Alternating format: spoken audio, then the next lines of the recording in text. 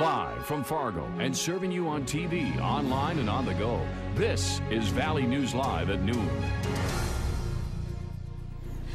New for you at noon, a family friend of slain Fargo police officer Jason Mosier says at least 5 people are being helped thanks to his organ donation. Drew Schwan has been a friend of Mosier since they were 10 years old. Schwan says the organ donation recipients range in age from 26 to 61. Mosier's heart went to a 46-year-old man who waited 1,102 days on an organ transplant list. His lungs were received by a 60-year-old man who waited 375 days. His liver was given to a 59-year-old man who waited 496 days. His pancreas and one of his kidneys went to a 61-year-old man who waited 924 days.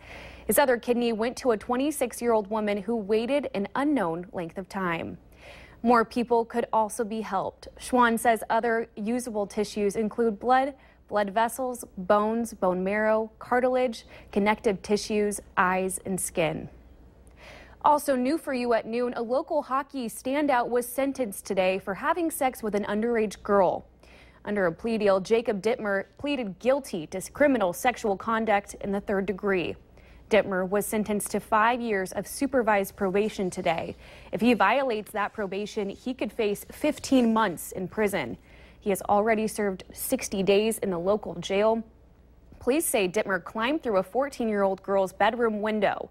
Court documents say he knew what he was doing was illegal, but was going to do it anyway. It's believed Dittmer and the underage girl began their relationship through social media, sending each other pictures for several days before the encounter. Dittmer was the goalie for the Moorhead Spuds hockey team. He was drafted by the Minnesota Magicians of the North American Hockey League. One man is behind bars this morning for fleeing from police after a high-speed car chase from Minnesota into North Dakota. 31-year-old BJ England was a passenger in the vehicle that ran from police starting in Hawley, Minnesota. England was arrested in Fargo after the vehicle was found empty. Hawley police say officers were alerted that England was coming through the area on Highway 10.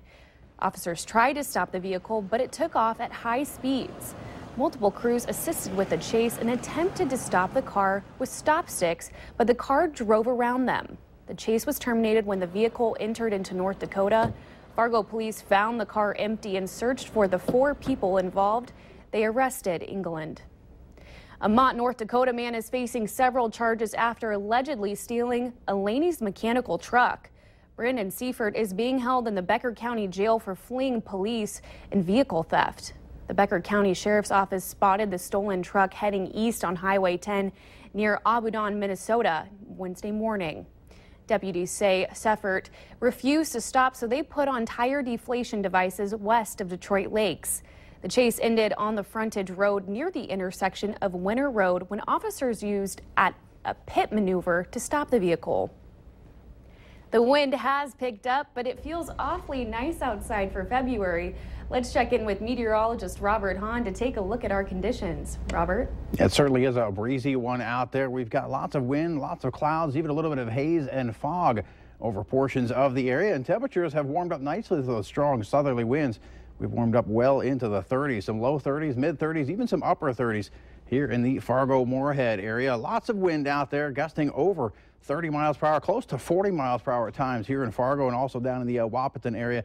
Those winds will continue to transport in some warmer air, and as that warmer air moves over the colder ground, it is providing a bit of haze and fog, and it is taking the edge off of temperatures as well. Wind chills in the teens and 20s. Visibility-wise, some haze along and west of the Red River, even some fog up in the Carrington, Devils Lake, Langdon, and Cando areas with visibilities as low as a mile in Cando and Langdon. Those visibilities should slowly improve as we head through this afternoon. Lots of cloud cover out there. Temperatures that we see now, maybe a few degrees warmer by later on this afternoon, but don't look for much of a warm-up. Underneath those clouds, a stripe of precipitation well off toward the northeast.